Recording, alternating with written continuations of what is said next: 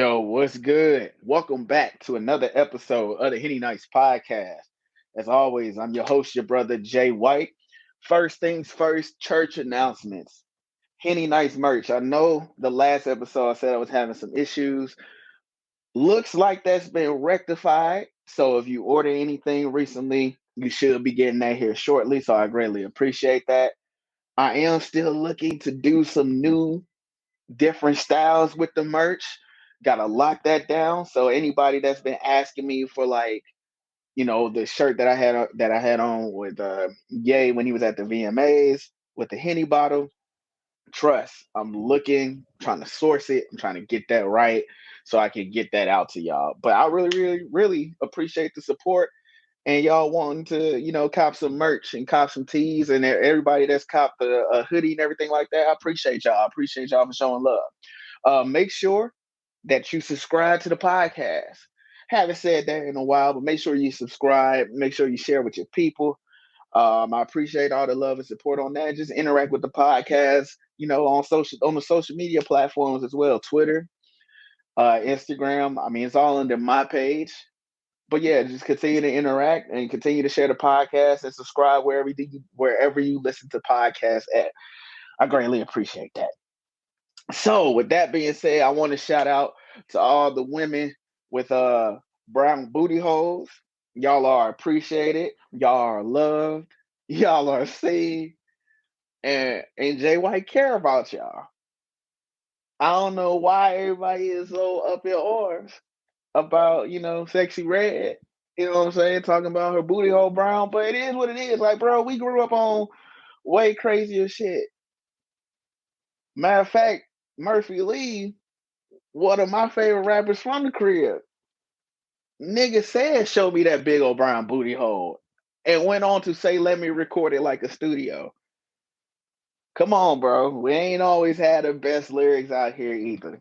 Like, let's not be short sighted here, okay? Every era has their crazy shit. It's just so happened to be the era of pink coochie and brown booty holes, and it's being flaunted heavily out here. Everywhere you look, you damn near see brown booty holes. So like, let's not be obtuse with it here, man. Okay, we out here to support the brown clean booty holes. Just make sure you wash your ass. That's all I'm saying. But I'm riding solo on this episode.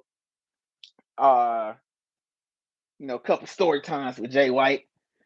It's been a minute or whatever, taking it back to the original roots of the podcast, Um, and I was thinking the other day, I can't remember exactly why this memory uh tended to pop up in my mind, but I wanted to tell y'all the story about the time that, I almost ended up a military husband. Yeah. Um or at least in a relationship with a chick in the military. So um this actually shit, it might actually predate my right when I turned, I'll turn 21. I had turned 21. Definitely had turned 21. But this is before, the Facebook dating feature was a thing or whatever. So we're not gonna sit up here and act like we weren't, just adding random people on Facebook and seeing, what was to it or whatever. We all did that. That's all, that's kind of how we all started to mix and mingle or whatever. It made the world a lot smaller. It made women, it made niggas more accessible or whatever. You would just hop on Facebook.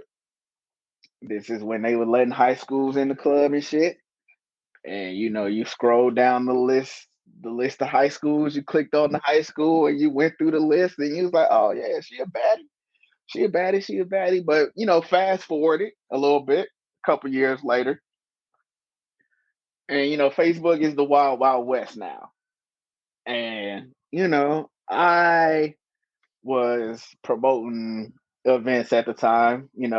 Shout out Rude Boys. You feel me? Promoting everything. The homies rap, so we would support that. We were doing YouTube videos, so we were running. We were dead ass doing content before like we knew it was quote unquote content or whatever. We grew up in the era of Unforgivable, the most, I don't want to say super explicit, but was the wildest shit on the internet at that time was Unforgivable. The black dude in the woods, telling the chick she better not have no brothers. He gonna kill the brothers. Uh he wanna go to Chick-fil-A for some waffle fries, bitch. All that crazy shit it was the wildest thing on the internet at the time or whatever. So we were making content, we would do all of these things or whatever. So, naturally, you start adding a lot of friends, you start meeting a lot of different people. Um, it was a good time. And in the midst of that, you meet a lot of, different women and stuff like that. And so I got a friend request from this chick, cute, brown, dark brown skin teen, little baddie or whatever. So, you know, accepted a friend request and you get to poking. And you poke so many times back and forth. Poking back then is the equivalent to like going back on a chick IG page and liking a pic from like you like maybe the first pic on her page and then going back and liking maybe like a pic from like 60 weeks ago type shit. It's the same type of like barrier to entry or whatever. And then after a while, you slide in the DMs or whatever. So I slid in her DMs, and back then how we used to write to each other was horrible, like blatantly misspelling shit. One word be capitalized, the other be lowercase, just all types of just nasty work, nasty, crazy stuff, right? So me and her get to talking, and I come to find out that she's actually in the military. Um, and she's not necessarily from here. She was from like I want to say Virginia or whatever. So I'm like, okay, cool. The internet makes the world smaller. You know, push come to shove. It could just be a mutual flirt thing. We may talk on the phone every once in a while. Texting was really popular, had become super popular. So, we got ways to interact and stuff like that. So, um, this is summer of like 20, it has to be the summer of 2010 because that's when I turned, 21 or whatever. So, at that point in my life, I'm a broke college student for real, for real. Me and the homies, we had the Bachelor brand. That blog was really, really popular. Shout out to the gang with that. Um, so we was blogging. I can't remember where exactly. If I was working at all. No, I was in that. I was in that program that Obama had to get like the youth back to work. So I had like some money on me, but it wasn't nothing crazy and stuff like that. But um, me and her continued to rap throughout the months, and of course, summertime came and stuff. So she hits me up one day, and it's like, "Yo, like, I'm coming to St. Louis. On the coming in St. Louis to go to Scott Air Force Base. Well, it's not necessarily in St. Louis, but it's close enough or whatever. So I'm gonna be there for a couple of days to maybe like a week. So like me and you can finally get together. And I'm like, bet. We have been rapping long enough. Kind of got a feel for the situation. And like, conversation kind of led to one thing, and you get to start talking crazy, like start talking nasty, talking about, yeah, if you was here, you know what I'll be doing. You feel me? I'm on all types of Mr. Nasty time. Just shit like that, you know? Again, never met this motherfucker in person, you know, but the filth was commencing. I'll put it that way. So time comes, she comes in the town or whatever. Um, had rented a nice, nice car or whatever. She had the funds on her. She had the bread on her or whatever. And she pulls up on me. Now, granted, pictures weren't necessarily the best, depending on what type of camera phone you had, or if you had access to an actual digital camera or whatever. I saw enough to like know that she wasn't like ugly or whatever. So I was willing to like, all right, cool. At least I won't be. It won't be all bad out here. So she pulls up, and I should have known something was wrong because she was wearing colored contacts. Like I said, very nice looking brown skinned teen, colored contacts. And it's always the color contacts, like the light blue fucking color contacts. So, I'm looking past that. I'm like, okay, I know them not her real eyes or whatever. So I'm gonna just chalk that up or whatever. But when we finally linked, the energy was real aggressive. Like on some hey boo grabbing on me type shit or whatever. And I'm like, yo, okay. I know we were kind of, being a little, risque in the DMs and stuff like that, but I wasn't expecting, this energy as soon as you step off the car, come onto the porch or whatever. So, um, we rap for like 10, 15 minutes, and I'm like, well, shit, you want to like go somewhere? You want to like drive around, stuff like that? She was like, yeah, we could do that. So I don't know. I don't know why. I can't remember the exact details on how we ended up at Best Buy. She was either looking for TV or something of the sort, or maybe it was a phone. I can't remember the exact details. So we ended up at Best fucking Buy, and so that's what it was. She was looking for a phone, and what ended up happening was, Best Buy, you're looking around, I'm looking at TVs and shit like that. The flat screens kind of started becoming like a thing or whatever. So I was looking at the TVs. I'm like, oh shit, this would be nice or whatever. Like, can't get it right now because I just cashed out on like paying. You know, the college I was going to, they needed that bread before I could register for another class because I was running it up on my student charge. But so I could get it at the time. But I'm like, yeah, these are nice TVs or whatever. And so like she rolled up on me while I was looking at the TVs and was kind of like, oh, like you like those? You like that? I'm like, yeah, yeah. These are nice or whatever. And she was on some shit like, you want it? And I'm like, huh? And she was like, you want that TV? You want that TV like right there? And I'm like, yeah, I can't get it or nothing like that. I can't get it right now. She was like, no, do you like want it but do you want it right now? And I kind of looked at her and I'm like what you mean?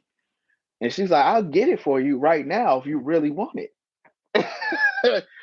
And I'm like, yo, like I know we kind of know each other, But we don't know each other like that for you to be buying me like a you know $600, $700 TV. Like we not quite there yet or whatever. And she was like, oh, okay, well, if you change your mind, let me know. I'm like, excuse me? If you change your mind, let me know. I'm like, okay, sure thing or whatever. Same thing happens with a laptop. I'm looking at a laptop. I need a new laptop for school. You want that laptop? Bro, are you playing like some type of game? Like, are you dead ass right now? Yeah. Do you want that laptop? Now I'm starting to get a little worried. Because one thing about it, two things for sure. You ain't just spending bread on a motherfucker that you just met.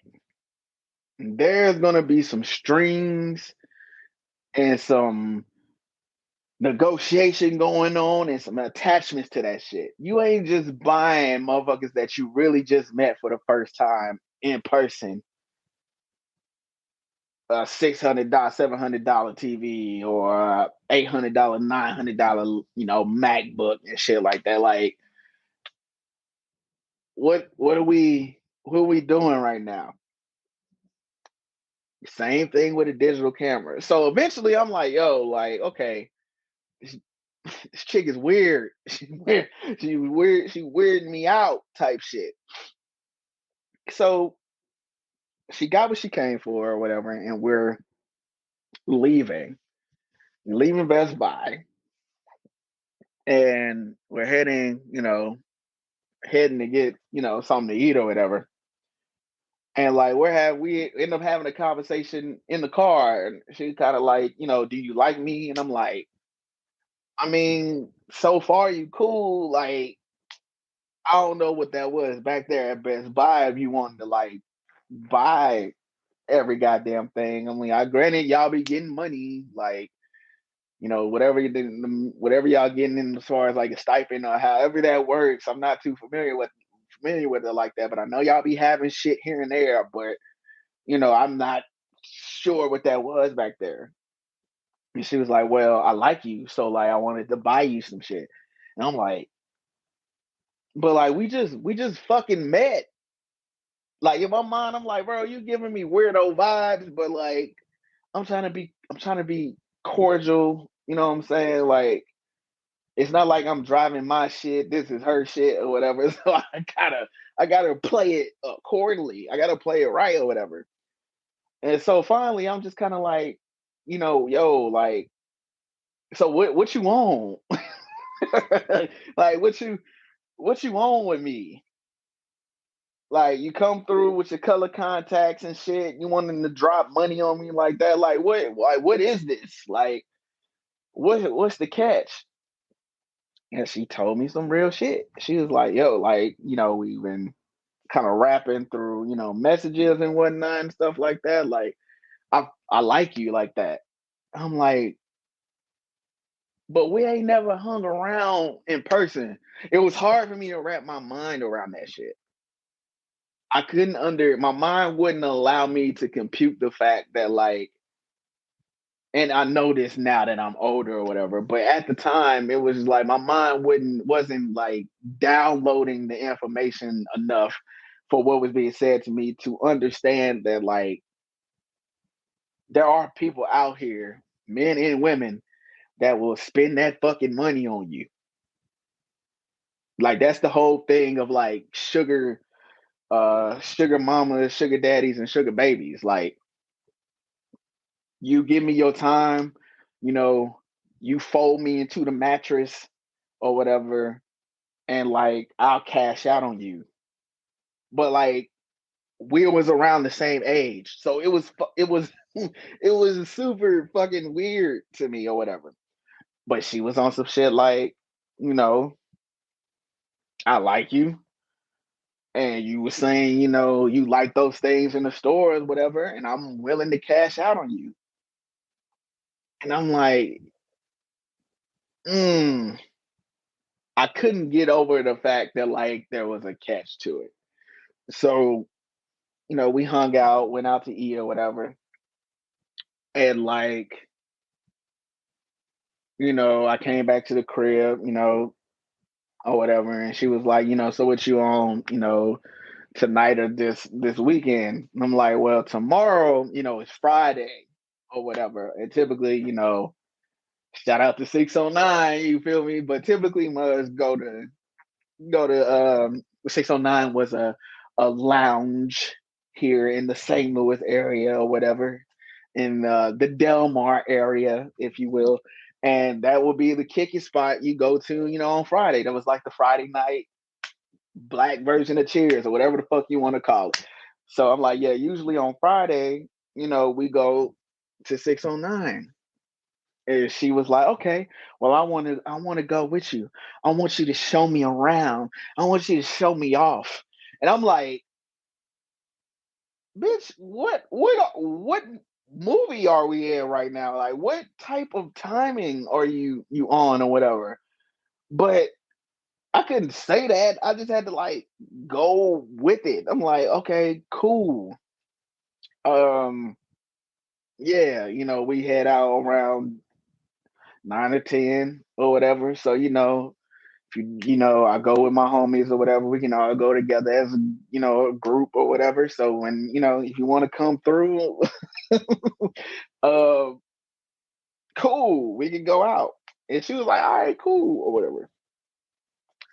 Um, needless to say, needless to say, um, that never came to fruition. Um, because she got really fucking weird on me. Um, you know, Friday came or whatever, and I'm like, yo, we're doing this at this time or whatever. And she was on some shit like, well, I don't want to go with your friends. I want to go with you. And I'm like, okay, bitch. But that's fine. But like, you know, me and you could go together and we can just meet them there or whatever. But like, regardless, I'm going to bump into my friends. Well, I don't want to go with your friends. I don't want to be around your friends. Like, but you literally just asked me the other day, to show you around. You wanted to experience nightlife and shit like that. Like, yo, this is like that on Fridays. Like, this is that. But I don't want to be around your friends. I just wanted to be me and you. So eventually I was like, yo, okay, so if you wanted to just be me and you, why did you not just say, hey, let's go out on a date, essentially? When I brought the situation up and I said, me and the homies normally get together, we go to, you know, 609 on Friday and stuff like that. It wasn't just like my boys, it was gonna be like women too. It'd be a nice group or whatever. If you didn't want to do that, why'd you say okay? And then she hit me with that like, so do you like me? And I'm like, where the fuck is this coming from? Are you good? Like, how do we? I'm asking you about what do you want to do when you ask me if I like you? Like, if I didn't want to hang out with you, I say I don't want to hang out with you. Motherfucker, I don't kick it with motherfuckers like that. I don't like or whatever. It got really goddamn weird. So to kind of wrap up the story, we ended up not hanging out anymore while she was here. Um, and it was probably for the best because I kind of feel like I was being groomed to be like a goddamn military husband. Cause like now that I'm older and shit like that, and people kind of talk about it on social media, where they like, at least for the men that are in the military, women be like steer clear of them or whatever, because yeah, they could do this, this, and this for you or whatever, but you gotta tolerate this other bullshit that come with it. I kind of felt like I was getting groomed at an early fucking age with that shit with this particular girl. Like, as long as she cashed out on me, I really ain't have shit to complain about or whatever. And like maybe in another multiverse timeline or whatever, I would have took that fucking deal. Like I absolutely would have been like, yeah, cool. Cash out, new TV, new PlayStation, new laptop, new whip. Like, yeah, it's outside. Cause she would be in and out of town. She wouldn't be here. And so like you gotta come off of something. So it's more than likely you're gonna come up off that bread. And I've been satisfied that way, like the life. But this version of me got fucking morals and shit like that, and you don't take money from a motherfucker that you don't like that. And here I am today. You know, it worked out or whatever because I felt like there were stipulations that came with that shit that I don't know if I really would have been really been feeling. And hey, who knows what happened?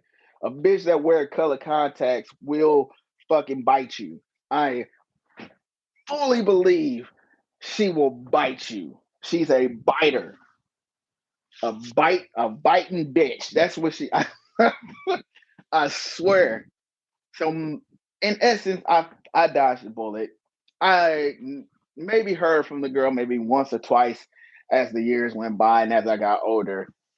But yeah, I don't know what happened to her. I hope the best for everybody, you know, ex former, situationships or whatever and stuff like that. But yeah, I dodged the bullet. I feel it in my spirit that I dodged the bullet, and that's okay. I'm cool with that. I ain't got no problem with that. So, but yeah, I could have been a put up military husband, you know, with a chick that wear color contacts. What a time.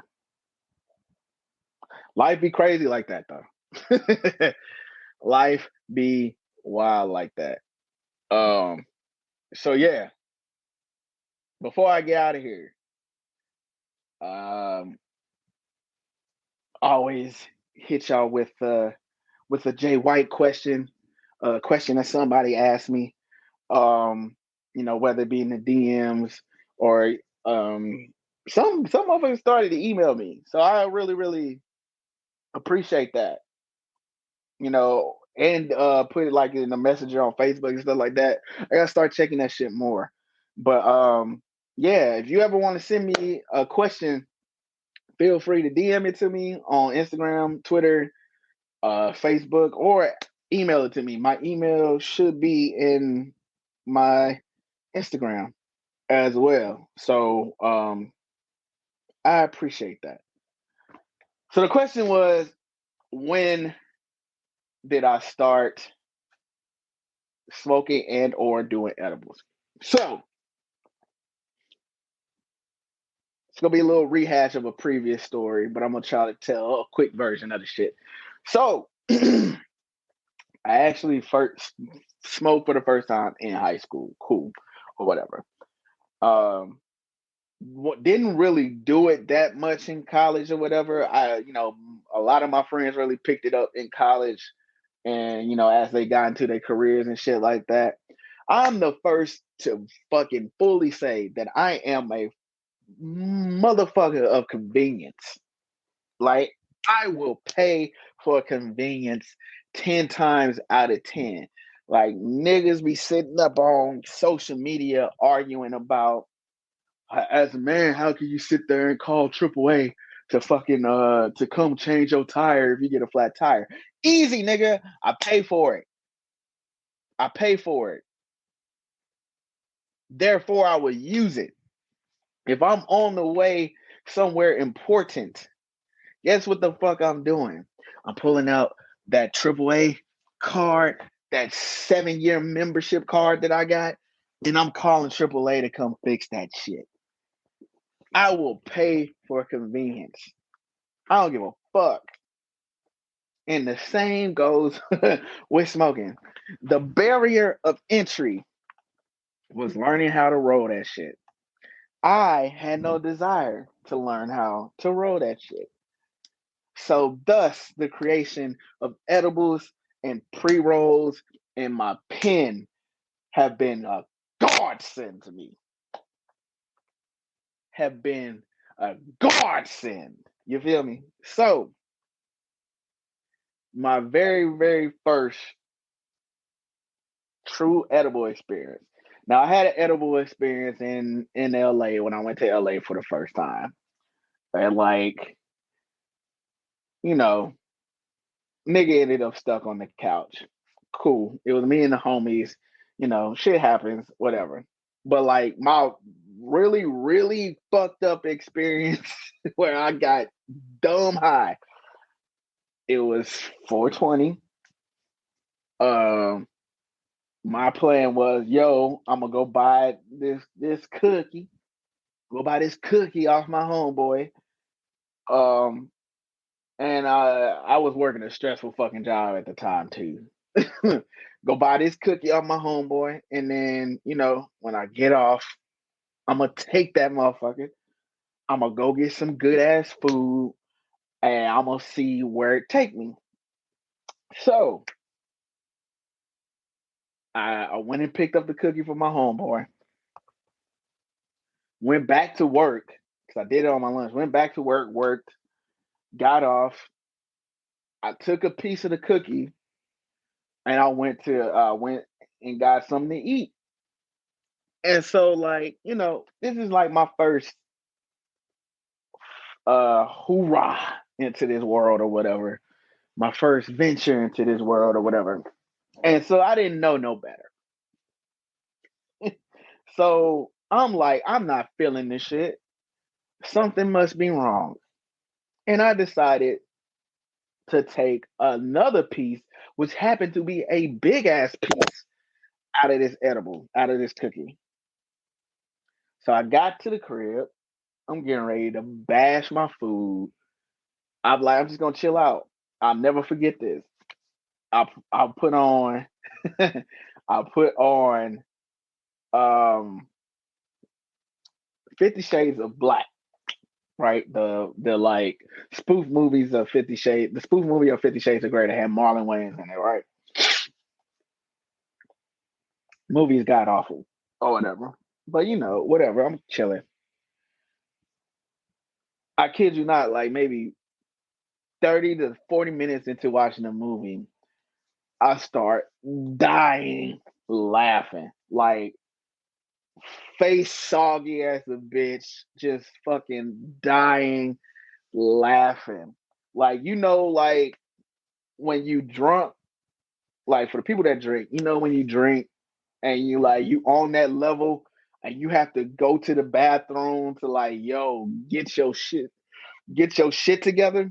It was on that type of shit. Like I'm sitting here laughing at this movie that's not even that fucking funny, but I'm dying laughing uncontrollably. I jumped up, go to my bathroom, look at myself, face wet as a bitch, just laughing, crying my ass off.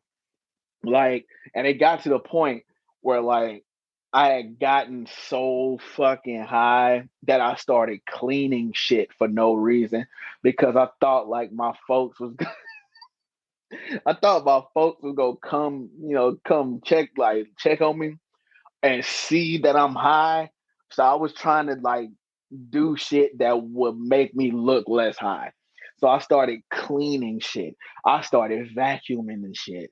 Like I was so fucking high that like if I could vacuum and clean the ceiling, I would have. I was so fucking high. Food slapped, of course. It just magnified it magnified the flavors on everything. I was so fucking high. And like eventually I like passed out. I went to sleep. Some of the best fucking sleep I have ever gotten in my life. That edible smacks you ass and leaves you slump in sleep is some of the most immaculate sleep you can ever get. I swear to God, bruh. It's so fire. It's so fire. And I woke up the next morning and it was a struggle. It was a fucking struggle getting ready to go to work because the edible still um was hitting me. The edible, I still felt it in my system that next morning when I went to work. Like I didn't come out of it until around almost that afternoon of the next day. That was some good ass shit. But yeah, it really started like it really kicked off when I fucking got I like a real 9 to 5 or whatever. And it was gone from there. Like I said, I'll pay for convenience 10 times out of 10. I will not complain about that. I will never be against convenience ever. Accessibility always. You feel me? So yeah, probably like 7, like yeah, about 7, 8 years, like yeah, 6 to 8 years ago, somewhere in between there, is whatever. So yeah, it's a vibe. So if you ask me that because you're considering indulging, yeah, find some shit that like you know ease your way into that shit. Like don't just jump in there taking a whole bunch of shit. Like take a half, see how you feel. Then it's like, oh, that ain't really shit. Take the other half. Experiment, find your way or whatever. Just don't go off the deep end like I did and learn the hard way. But I feel like everybody has a story where they went off the deep end and like, yeah, now I know not to do that shit. So yeah. But yeah, anyway, that's it, gang. You know, like I said, I appreciate y'all listening to the podcast. Make sure y'all subscribe, like, share the content wherever y'all see it at, wherever it hits y'all at, wherever it meets y'all at. I really appreciate it. And until next time, I'll holler at y'all later.